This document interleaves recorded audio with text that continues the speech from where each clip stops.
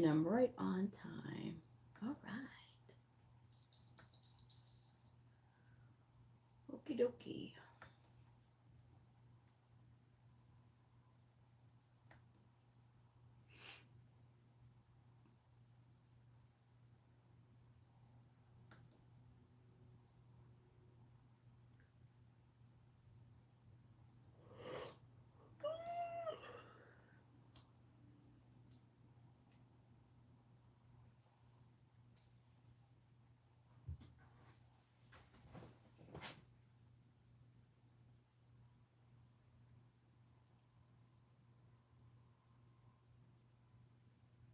What are we doing?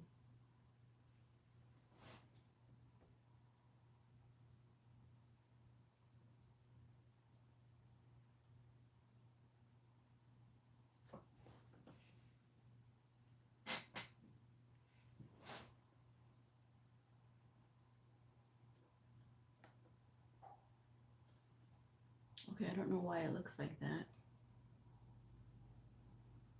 but it seems okay. All right. Hi, Michelle. Hi, Liz. Hi, Shanice. Thank you for joining me.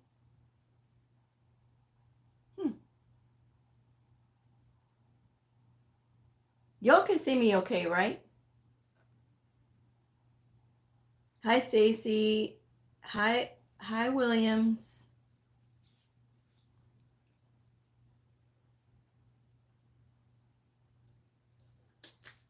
Thank you, Liz.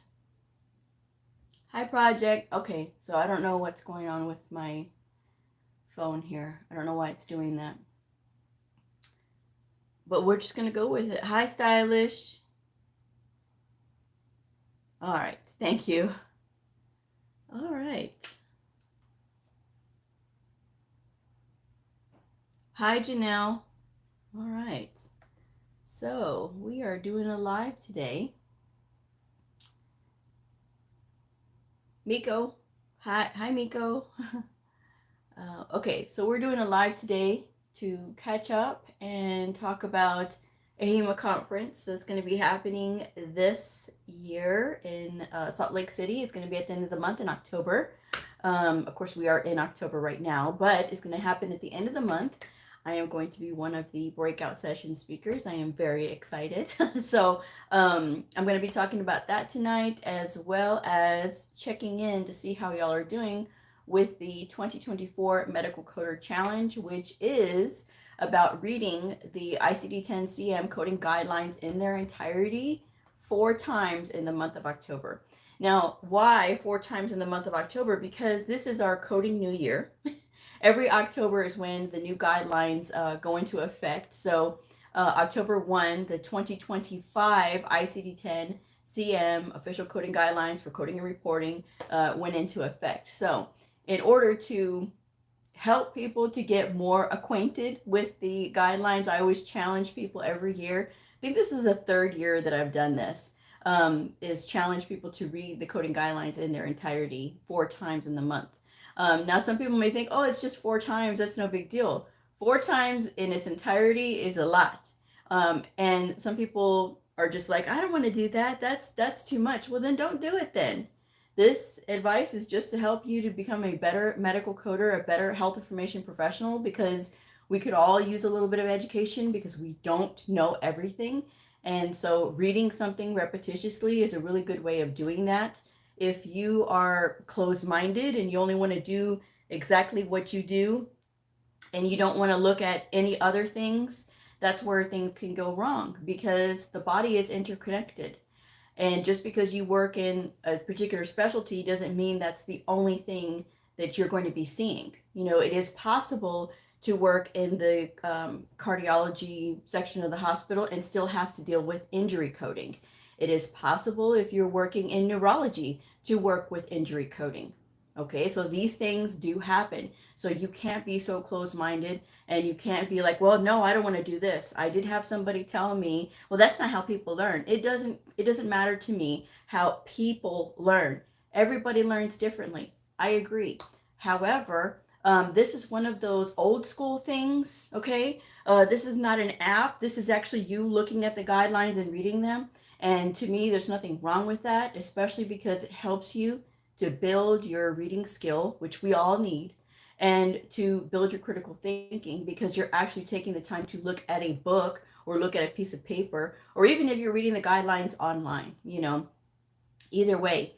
But giving your eyes a rest from the screen helps a lot. So that's why I recommend reading them from the actual pages of the book. And it's a great way to get yourself familiar. So, but that's what we're going to be checking in on tonight. So I have exactly 45 minutes to do this live.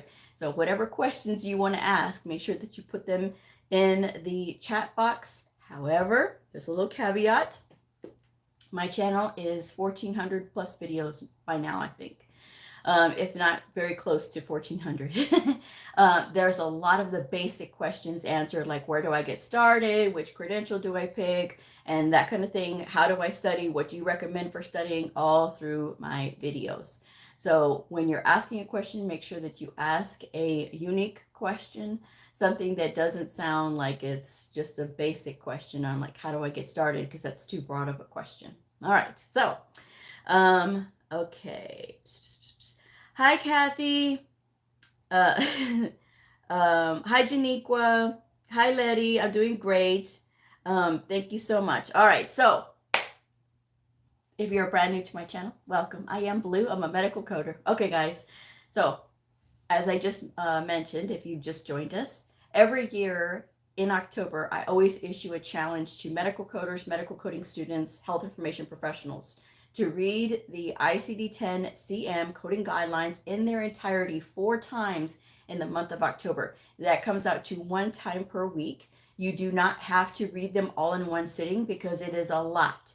If you download the guidelines from the CMS website, which it is free, if you download the guidelines from the website, it's 120 pages. But don't get too panicked because it's just the spacing and it's the font size and that kind of thing. So don't worry that it's so much. I don't expect anybody to sit and read 120 pages of stuff. I do not expect anybody to look at the book and read the 60 something pages that it's on. Okay, so you can split it up, break it up throughout the week. That is totally fine. But getting yourself that practice and challenging yourself so that you can hit 4 times, going through the guidelines in their entirety completely in this month is going to make you stronger, and it is going to make you more informed. And there's a lot of people that are ill-informed about coding, and people even who are in positions of teaching sometimes can struggle with this because sometimes we can fall into those traps of, oh, well, I know, and I've got it. No, trust me, you don't got it. You have to read the guidelines because they do get updated, and even in the most subtle way, they do get updated. So just make sure you do that. So it's the 2025 guidelines. However, if you are going to be taking your exam, say you're taking an exam with a HEMA, the CCS, the CCA, or the CCSP, the AHEMA exams will be in the 2024 version all the way up until the end of April 2025. So if you want to read the 2024 guidelines instead, that's totally fine because that's going to be based on what your test is going to be based on because it's going to be the 2024 version. So all the way up until the end of April, okay? But if you're taking your test after that, May 1st and beyond, then you can go ahead and read those 2025 guidelines. But again, if you're really close to the exam time and you want to go ahead and read the guidelines, go ahead and make it the 2024 if you're going to take your test really soon. And this also goes for my people that are taking the RHIT, the Registered Health Information Technician, or the RHIA exam, the Registered Health Information Administrator, for my associate's degree folks and my bachelor's degree folks. So that's the thing that you want to be able to do. I'm going to be checking in on this, meaning I'm going to be kind of reminding some of you in videos like this that where are you? Have you completed reading it the whole way and things like that, just to kind of keep everybody motivated, because there's a lot of people who last year they read it twice and they said, well, Blue, I didn't quite make it to 4 times. Twice is fantastic. Do you know how much further you are than your counterparts if you read it in its entirety twice? And, you know, of course, they always have the updates about, they have the webinars and things like that about the 2025, for this example, 2025 updates for ICD-10-CM, and then somebody goes over all of the updates. That doesn't count. That's not the same as actually reading the coding guidelines in their entirety. It's great to attend these webinars about the updates. That's fantastic. But also reading also really helps. So just make sure that you still do that, okay? You don't want to miss out on the opportunity to really learn. I teach the slow way. The slow way is the fast way. Not always the most glamorous, not always the most fun, but it is going to help you to become more confident when you are out there and you're in the working world and you're working with providers who are so well educated. Now, these providers have years and years and years of education. And just because most of us have a high school diploma or a GED, sometimes we have college degrees, doesn't mean that we can't become really educated like these providers. Now, of course, we won't have all these years of medical school for most of us, but we can really put forth that effort to really understand the coding guidelines, the coding rules, and things like that. Really understand that pathophysiology, really understand that medical terminology, really understand anatomy. That's where we need to put our efforts in. Because trust me, we have that critical thinking, and that critical thinking is the key to success in this industry. I'm just saying. All right. Kathy says, I just wanted to say thank you for your help. I got 100% this week in obstetrics. Yay, that is awesome. That's really cool. Hi, Joe. Tamara. I hope I never know if I say Tamara or Tamara. So either way, says, do you think the CRC is a good certification? It was you who asked me this question. I already have my CPC. I'm thinking about getting another certificate and but I don't want to waste my time, my money or my time. And then I downloaded the 2025 ICD-10 guidelines, and I'm going to read them this weekend. That's awesome. Janelle, my email is in the description box of the videos, of all the videos. All right, so I'm going to go ahead and answer your question, Tamara. All right, so I did a video yesterday about the COC, the Certified Outpatient Coder, versus the CPC, the Certified Professional Coder, because I did get a question about somebody was going to get training, right? And their employer was paying for the COC. And I told them, I don't know why you're getting the COC when more employers will ask for the CPC. Now hold your fire before you get all upset if you have either one of these, okay? I am just telling you what I see in the job listings because I do my research. I look everywhere. New York, Florida, Texas, California, Washington State. I look everywhere. And time again, if I'm looking for credentials that they're asking for from AAPC, are they looking for the COC or are they looking for the CPC? Time and time again, hands down, they're going to be looking for the CPC. So that was my recommendation to her. However, if your employer is paying for the COC, you don't, turn your nose away at free education. Obviously, you're going to take it. But I'm saying that if you have a choice between the two, they virtually say the same thing because they're both covering outpatient coding. The only difference that I can see, right, when I look on the AAPC website between the two tests is that the COC has a few more billing questions, like maybe a handful more of billing questions than the CPC does because it covers the same thing, okay? So that was my whole thing. And then, of course, I got the question from Tamara about the CRC now. And she said, well, this is a different skill set. No, not really. Because when you look at the domains for the CPC, right? Because they already have their CPC. You have your CPC. This tests you on all of the specialties in the CPT book, right? Not only that, it also tests you on medical terminology. It also tests you on billing. It also tests you on diagnosis coding. Now, given the fact that diagnosis coding is very small, you are still exposed to the diagnosis coding based on the procedures that you're coding for when you're coding for the specialties. So you get a good mix of everything on this exam, okay, according to the outline of the exam. I'm not certified with AAPC at all. and before you discount what I say about AAPC, I always recommend either one of the associations, okay? The American Health Information Management Association or the American Academy of Professional Coders, because these are the two associations that when they're looking for medical coders, they're looking for them to be certified through AHIMA or AAPC. Either one is fine. You do not have to be certified through both. That is literally a waste of money because you're kind of doubling up saying the same thing. Pick one and move on, okay? Pick one and get your job. In this instance about the CRC, a lot of people ask me this and I dodge this question every chance I get because somebody always gets mad at me, but I'm just going to have to take the heat on this one. No, I do not recommend the CRC. Why?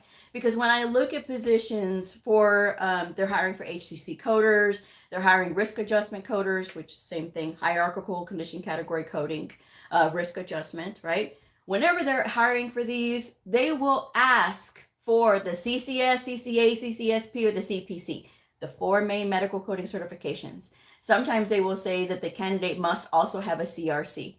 My question is this: are you going to pay them extra for having an additional credential because what they're being tested on is already being tested on in these credentials? So why is this necessary? Well, Blue, it's because it goes over the risk adjustment rules. The risk adjustment rules can be found in, if you have the Optum ICD-10 CM book, it's in there. So why would you get it? Some people do it because it's a personal challenge to them. That's totally fine. But to me, when you are trying to rack up all these credentials because you think it's something different, it's not. Diagnosis coding is already covered in the CPC, okay? And it's more CEUs, the more credentials that you get with AAPC. And you might think, well, no, it says risk adjustment. It's diagnosis coding, which is already covered in the CPC. That's why I don't recommend that.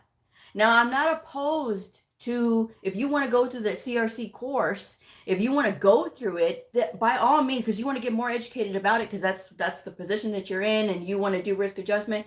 Although I will say that a lot of people do get bored after a while, like 6 months in, they get bored because it's just diagnosis coding and it's literally the same kind of thing. It's very repetitious. I'm just telling you what my clients have told me, okay, who have it, okay, or who are working in that, okay. That's a good way to get started, a good way to get your foot in the door, a good way to get some meat on your resume. But it's, again, you have to think about what you're doing, okay. And so to me, if you are with AAPC and you say, well, Blue, I'm really interested in getting another credential, you know, if you don't recommend, you know, the CRC or the CPB or any of the specialty credentials, like all the other specialty ones for like OBGYN and ortho, if you don't recommend those, then what do you recommend?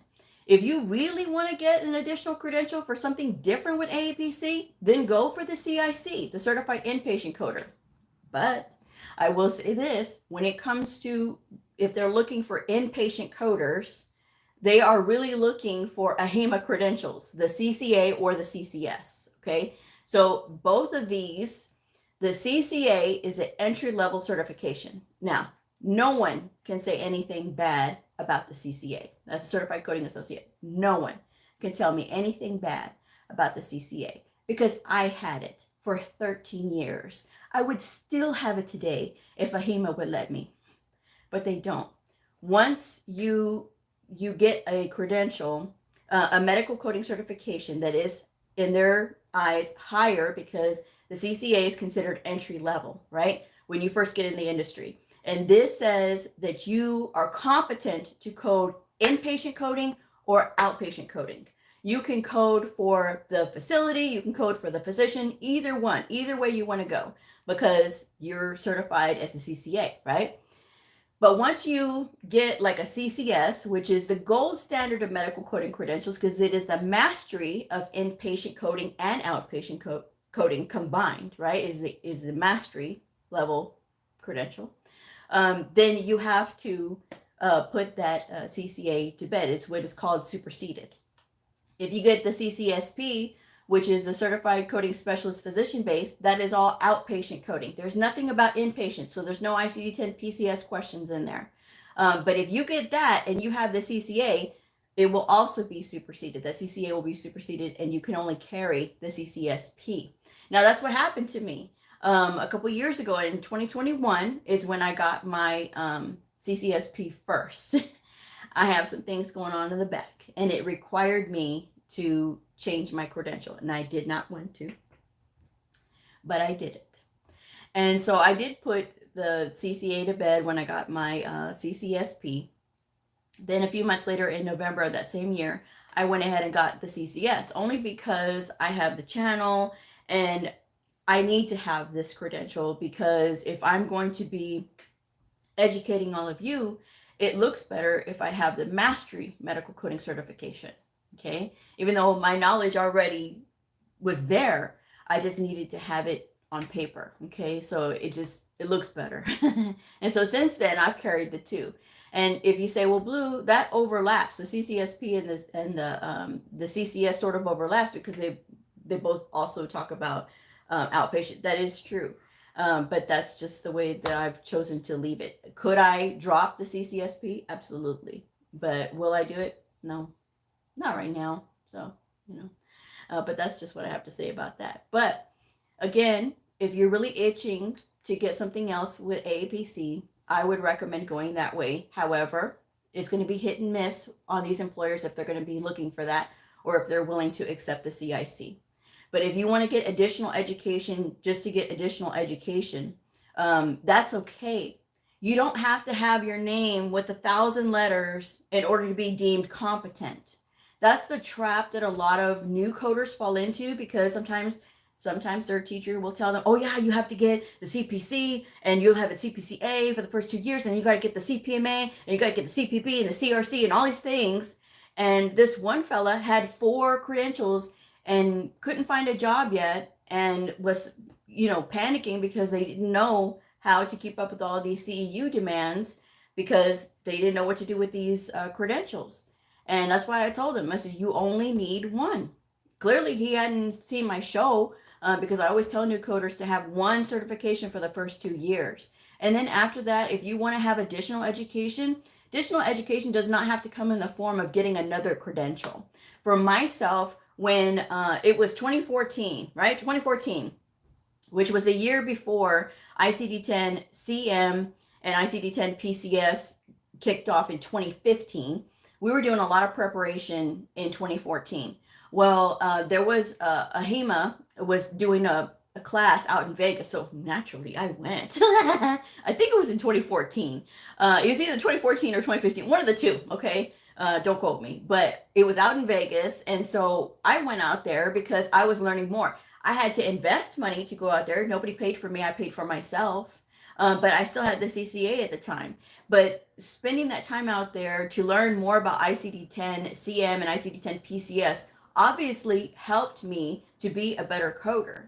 And so I get stronger and stronger because I'm doing something that's focused on the coding. And I only had one credential for 13 years. And again, a credential that a lot of people don't understand and a lot of people don't know about, because there's ignorant people out there. And I was able to change hearts and minds because I had my CCA, and that was okay. But I didn't need to have a slew of credentials after my name for me to be knowledgeable, for people to know that work with me. Anybody that has ever worked with me will tell you Blue knows her stuff. That's the one thing you cannot mess with me on this, is because yes, I do know a lot. I will tell you also I don't know everything because there's so much to learn, right? But I'm always willing to learn. But when it comes to my knowledge grows all the time, because I do things like attend conference, which you can get a lot of knowledge from attending conference. Not only that, you make lots of connections. I have proudly worldwide connections, and even here in the US, because of all the times that I've spent at conference. I know a lot of people from everywhere. And you never know who you may need to have that connection with, whatever skill set they have and whatever skill set you have. Being able to work together, that can do a lot of really great things, okay? But if you're not giving yourself the opportunity to attend these types of things, that's where you lose out. But again, for me, attending those courses helped me to build my knowledge. And reading things like the New England Journal of Medicine, which a lot of people were like, you read the New England Journal of Medicine? Yes, I read the New England Journal of Medicine. Why? Because this is doctors talking to other doctors. When they don't have to have that filter of, I have to explain this to somebody who hasn't been to medical school, who doesn't understand what I'm saying, so I got to break it down Barney style. And when you see them talk like their doctors speak, and how relaxed and how they just have all this information come out, I can read that and then I can figure it out later. Does a lot of that stuff fly over my head? Absolutely. But there's a lot of stuff that I've learned just from reading that, just from reading it. And so by taking that time and reading it, I have a little bit more knowledge than some other people who are not doing that, who are not taking the time to read those things. I read CPT Assistant, I read Coding Clinic, I read all of those things as well, because again, those are questions related to coding now. And I'm able to look at those and I can remember some of those scenarios sometimes. Sometimes I can't, but sometimes something will spark my memory and I'll be like, yeah, I remember that. I remember that there's a coding clinic or a CPT assistant about that somewhere. And then I'll be able to go back and reference, whatever I need. Again, having the answers and being able to do all that and staying up to date on those things is what helped me to become a more competent coder. Now, again, you don't have to have a slew of credentials in order to be competent. You just have to have the willingness to sit and learn. I'm just saying. All right. Hi, Tiffany. Nicole says, I graduated in May of 2024 and I landed a remote clinical coding position 1 week before sitting for my CCSP. Awesome. Tamara says, well then, you made some very valid points. I will not be wasting my money. Thank you. I appreciate your advice. Again, it's up to you. It's up to you. But that's just how I would look at it. Because even when I got here to my forever home, I am one of a handful. I mean, literally in a handful. I can count the number of coders in my hospital that have an AHIMA credential. Everybody else is credentialed with AAPC. And so when I got here, they were like, oh, well, are you going to get an AAPC credential? And I said, why? My credential says that I can code inpatient or outpatient. And that was back when it was ICD-9 times, okay? I said, my credential says I can code inpatient or outpatient. Why would I give it up? Or why would I have to add more money to be able to have another credential because I want to be like all of you? There's no difference. Everybody has a different set of skills. And just because I do not have a CPC, it does not make me less of a coder. Just because you don't have a CCA or a CCS or CCSP, it does not make you less of a coder either. I always say this. You can have competent people in either association. You can also have incompetent people in either association, because it's the level of their effort in learning, and everybody's level of effort in learning is different. And not only that, sometimes when people get into this field, again, they get into it for the money. We never talk about money specifics on my channel because of this very reason. Because there's a lot of people that want to sell the field of coding and to be able to sensationalize this career field. They talk about the money. Coders get paid very well. I don't have to say a number, because again, everybody has a different opinion about what a good starting salary is. But a lot of you get fixated on that starting salary, and starting salary is just a temporary thing. It's not forever. It is just to get you started, just to get you in the door. Because if you have that mindset of, oh yeah, I'm going to get into this and make all of this money, when you haven't even put your time in, you haven't even earned your stripes, get out of here, all right. Okay, again, how do I contact you? I need help with my resume. In the description box, there is my email address and all the information. Kane says, I have my first coding interview next week. Awesome. Kathy says, I love your stories. They are so insightful and help me so much. Thank you for sharing with us. You're welcome. Nicole says, Yes, only myself and one other coder are AHIMA ladies. The rest are APC. And you know, in my facility, you know how that came to be? So when I got started here, I had a wonderful boss. Okay, she was a drill sergeant, former drill sergeant, and she was working, and of course, in the health information department, right? Patient administration. So she's working there, and she wanted to get the girls to be certified because she wanted to elevate the level of expectation that were coming from the coders, because none of the coders were certified. So she started looking around, and she saw that the easiest one to get everybody involved in at one time was AAPC, and she knew some people and things like that, and so that made it a lot easier. So they were like, okay, well, we can do these classes, and everybody can sit for it all at one time, and we can get everybody certified, and we can just up this level of expectation for this department. And so she did that, and so everybody got certified. Only a couple people didn't make the certification, but majority of the people got certified, and that's what they've kept and maintained the whole time. So of course, when I get here and I have my AHIMA credential, I'm an anomaly, because why do you have that? And for the longest time with my CCS, I was the only one in my facility with the CCS, the only one. They just recently hired somebody not too long ago that has their CCS as well. So now there's two of us. But the rest of them are all with APC. Again, there's nothing wrong with it. And I think that, we can all learn from each other. It's just different associations. That's all it is. Hi, Julia. Joe says, Blue, how much different is inpatient coding from the trauma registrar role? I take my CCSP in January and nervous I won't be able to cut it as a coder.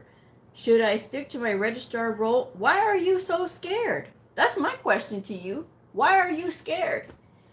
If you are, okay, let's go back a second. The CCSP, this is what you're taking, right, is an outpatient certification, okay?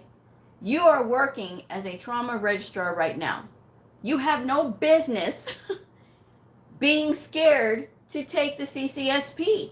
No business. You're already working in trauma registry. So that means you have to have some level of understanding about these codes and the coding process and all of these things.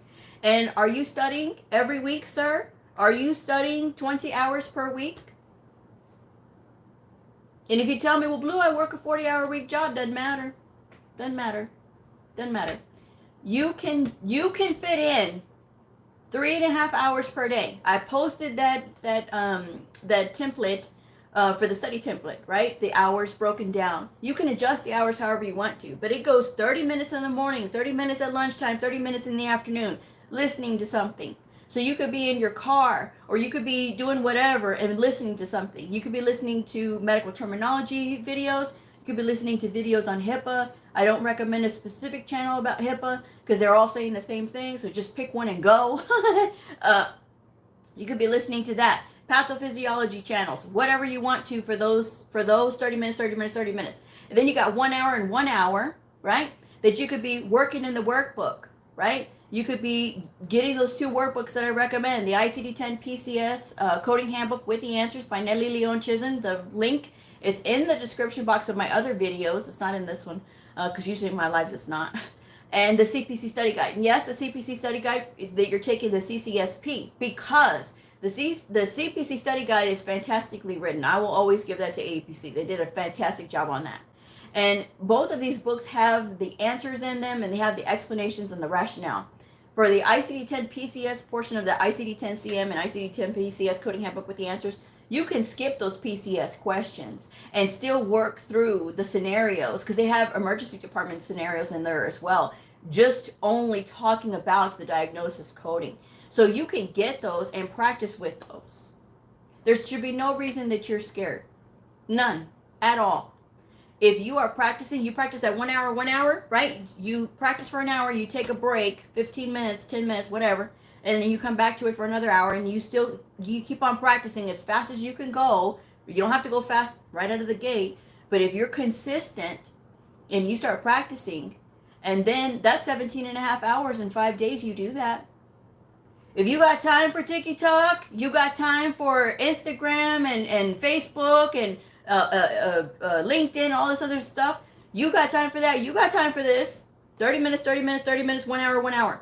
17 and a half hours. And then on Saturday or Sunday, you have only 2.5 hours to study. And then that's it. You're done for the week.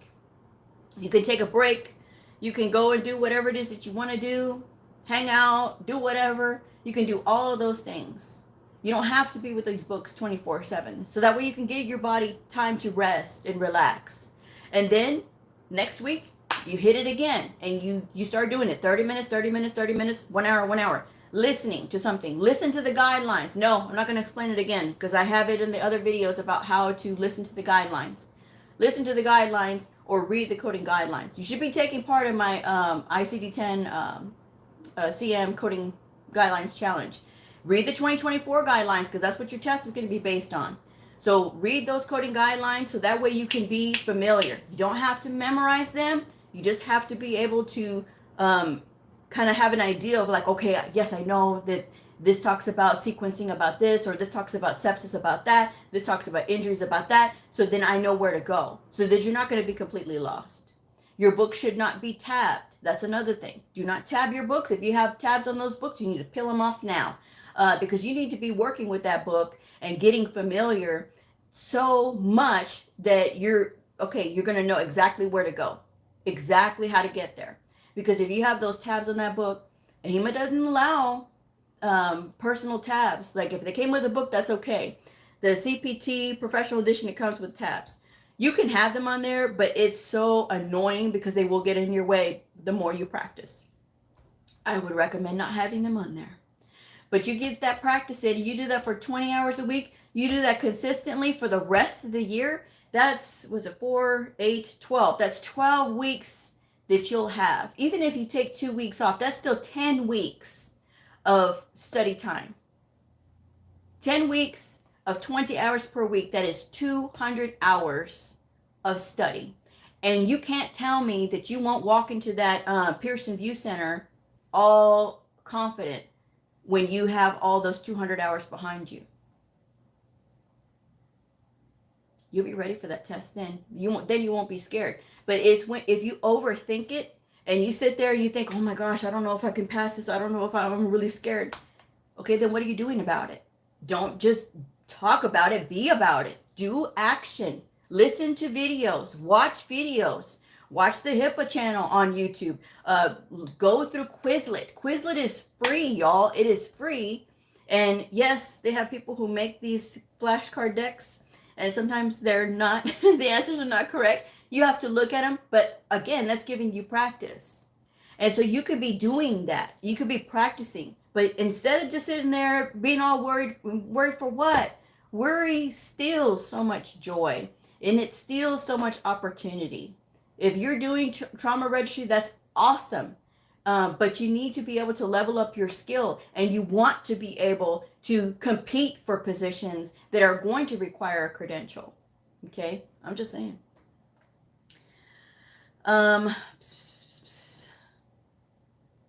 Michelle says, congratulations on your amazing article. Oh, thank you.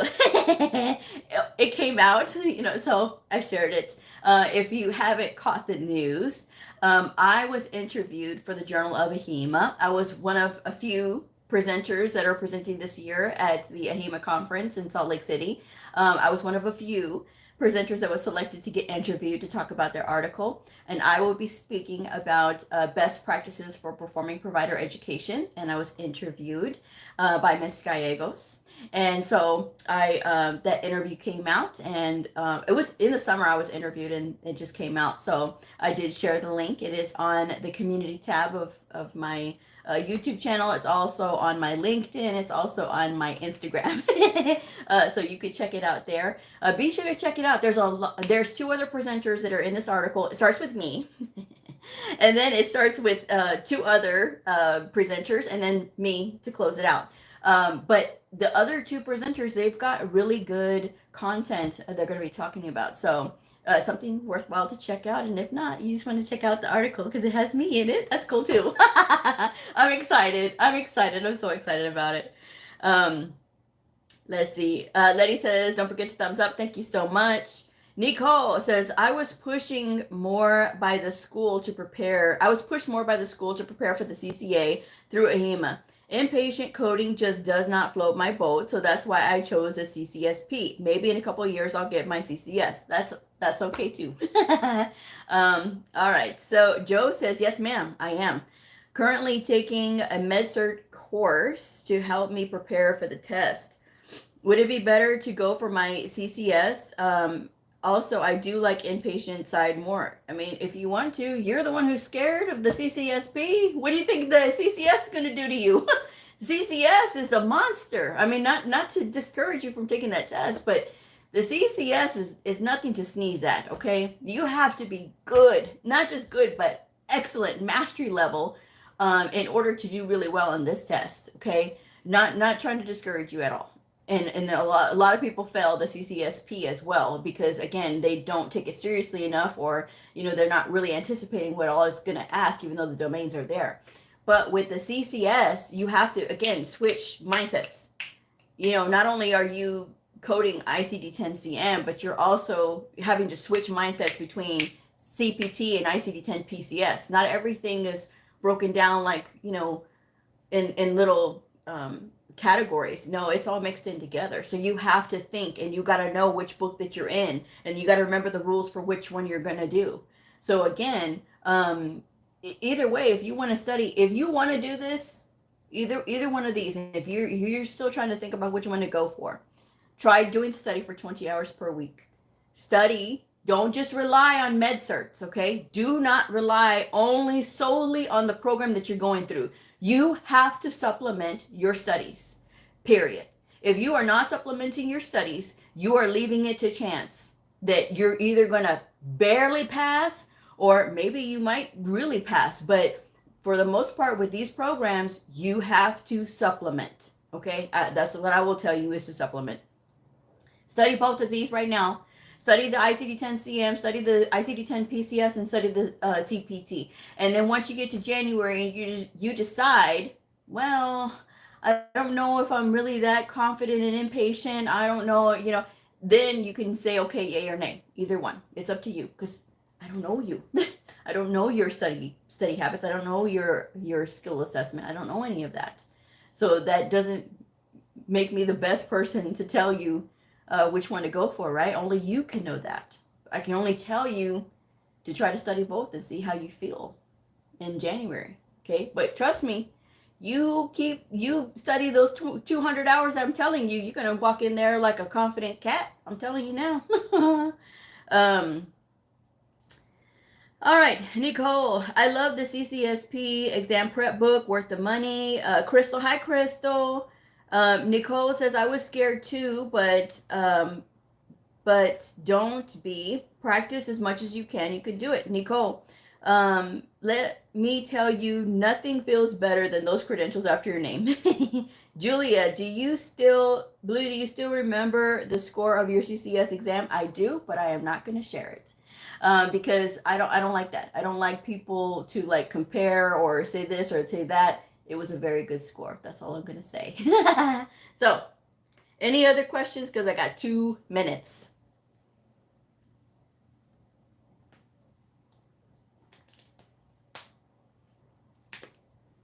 Going once, going twice. All right. So, if you are taking part in the challenge, continue to take a part in the challenge, okay? Don't get frustrated just because you can't get through the pages fast enough. Even if you read the coding guidelines once this month, that's totally fine. That's more than your counterparts sometimes. Tomorrow, there will be another show about the AHIMA conference. I am doing that series. I think we're up to episode 4. Episode 4 is going to talk about how to set up your schedule of the stuff that you do want to listen to while you're at conference, because there's many classes and some classes have multiple sessions in that same time slot. So that way you can go ahead and decide what you want to, what you want to sit for. It talks about that tomorrow. It will be at 7 o'clock. It won't be a premiere, so there won't be this conversation or anything like that. It's just, you know, and it's commercial free. So that way you guys can see it.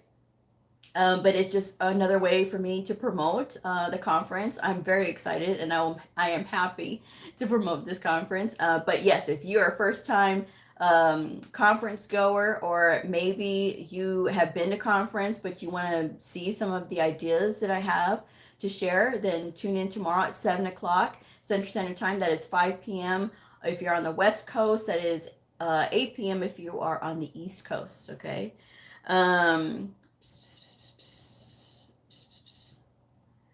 Nicole, really? Any advice on E&M? I told you I had 2 minutes. That's a whole nother thing. That is a whole nother thing. Julie says, what are your thoughts on outsourcing coders? They try to, but they always come back, because there is a difference when you are sending work overseas, right? If that's what you're worried about. When you send work overseas, what happens is a lot of times, and before any of you gets upset, because there's always going to be somebody that has their extra sensitive feelings. Oh no, that's not true. It is, because I saw it. I was the one who had to correct those errors. When people overseas were coding cardiac lead and lead poisoning, they were mixing them up, because LEAD is the same, you know, it's the same spelling. So they were confusing that. Not to mention a plethora of other things that were confusing, okay? So when you send it overseas, trying to be cheaper, trying to get cheaper labor, and then you have to bring it back, and then it gets denied, and then you have to have US-based English-speaking coders to go ahead and change those and correct them and update it. Guess what? You just spent more money than if you would have just left it here. So don't worry if that's what you're worried about. Oh, they're going to send it all overseas. It comes right back anyway. I'm just saying. Thank you. Joe says, sheesh, I did use your way of studying for the CCA, so I'll stick with that. Thanks for posting all the videos. You're welcome. Crystal, congratulations on the interview, and you have a great weekend. You too. Thank you so much. Definitely taking the challenge, says Stylish. Kathy says, yeah, I can't wait. Michelle, thank you, Blue. You're welcome. Nicole says, haha, okay, next time. Thanks for everything, Blue. Enjoy the rest of your evening. All right, guys, I got to go. So I will see you next time. Bye.